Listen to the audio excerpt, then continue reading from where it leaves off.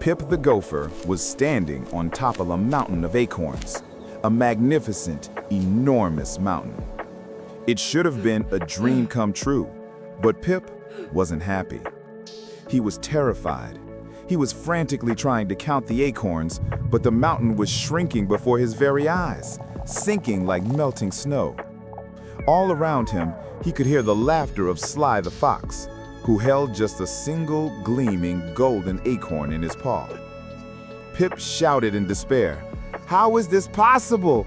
I have thousands of acorns, but I can't even afford a single twig for my burrow, and you only have one." The fox just smirked. "Because your acorns are sleeping, Pip. Mine is working." It all started a few months earlier. Pip stood proudly outside his burrow, next to a neat, carefully stacked pile of acorns. These were his life savings. 100 acorns, he thought to himself. Now I am finally secure. The wise badger happened to walk by. "Excellent work, Pip," the badger said with a nod. "That is a fine emergency fund. But what are your plans for it now?" Pip puffed out his chest. "Nothing. I'm just going to keep them safe. They aren't going anywhere." The very next day, Pip went to the great forest market to buy a berry pie, which had always cost exactly 10 acorns. But today, Barnaby the Beaver, the baker, asked for 11 acorns. "11?" Pip exclaimed. "But yesterday it was 10. Barnaby sighed, wiping his paws on his apron. "You'll have to talk to Sly the Fox. He raised the path tax again, and now my ingredients cost more." Just then, Sly the Fox appeared. He wasn't taking acorns by force. He was far more clever than that. He was simply walking through the market, announcing that the value of acorns has slightly decreased this season due to new forest regulations. Pip walked back to his burrow and stared at his pile of 100 acorns. The number was the same, but their power was less. His wealth was disappearing, even though he hadn't spent a single one. This was inflation. A frustrated Pip went to see the wise badger. "My savings are melting away," he cried. The badger nodded knowingly. "That is what happens to sleeping money, Pip. To beat the fox's tricks, your acorns must not sleep, they must work. You shouldn't just be saving them, you need to start planting them." The badger took a single acorn from Pip's pile and gently pushed it into the soft earth. This, Pip, is investing. You give up one acorn today so that in the future, an oak tree will grow in its place, giving you thousands of acorns. Pip looked worried. "But that will take a long time, and what if it doesn't grow? It seems risky." The badger smiled. "You are absolutely right. Now come, let me show you the different kinds of seeds you can plant in our forest." The badger led Pip on a tour to see the different ways money could work. First, they came to Barnaby the Beaver's massive new dam. "Look here," the badger explained. "Barnaby is building the largest dam in the forest. You can give him 10 acorns, and in return, he will give you a tiny splinter of his dam. If his business does well and the dam becomes very valuable, your splinter might be worth 20 acorns. This is called a stock." Next, they saw Barry the bear, who was collecting acorns from other animals to buy honey for the winter. "Alternatively," said the badger, "you could lend 10 acorns to Barry. He won't promise you great riches, but he guarantees that he will return 11 acorns to you in 1 year. It's safe, but slow. This is called a bond."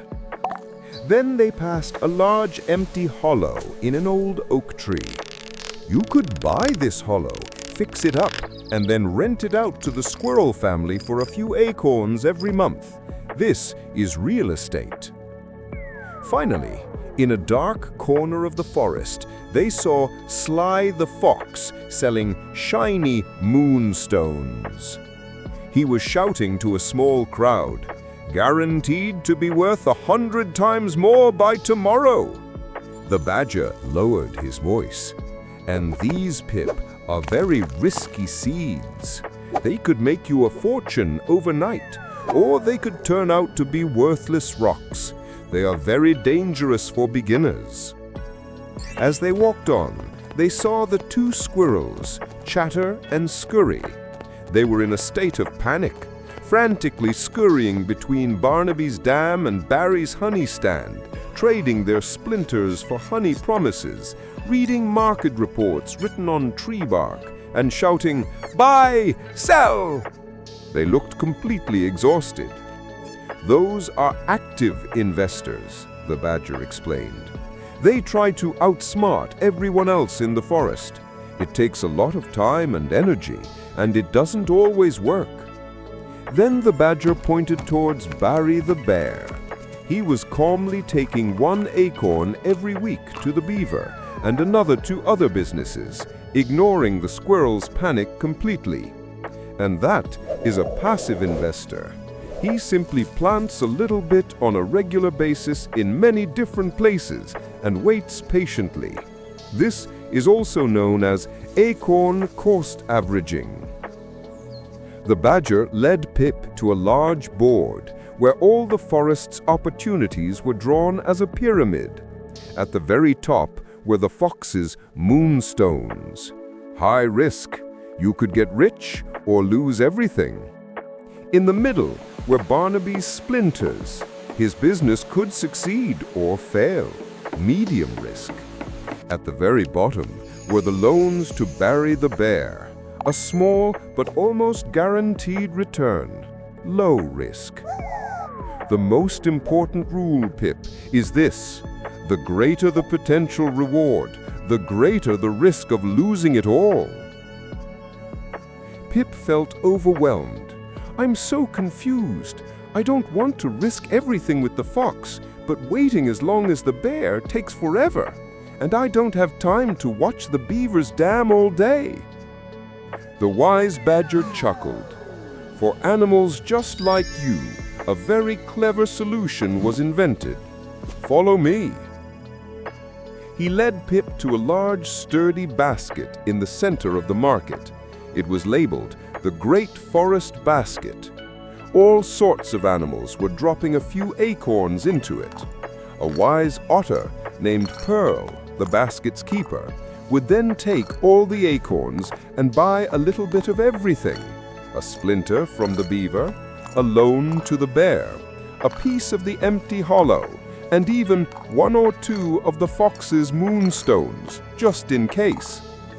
"This is an index fund," said the badger.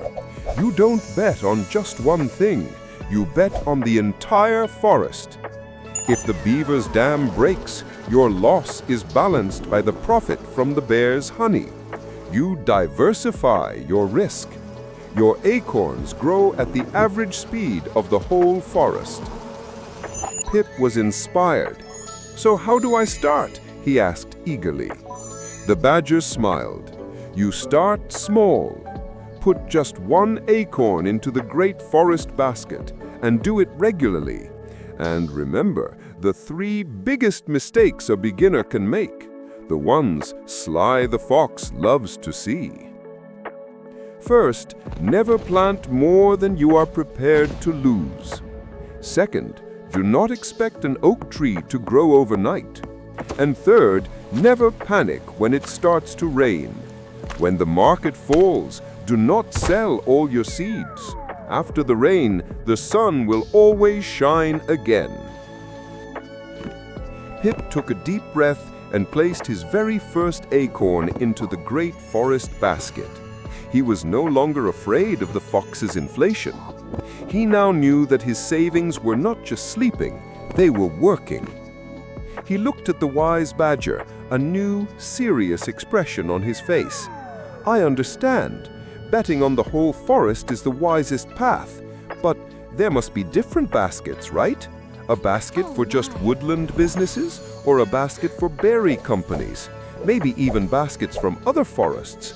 How do I choose the right basket for my goals?" The wise badger's eyes twinkled.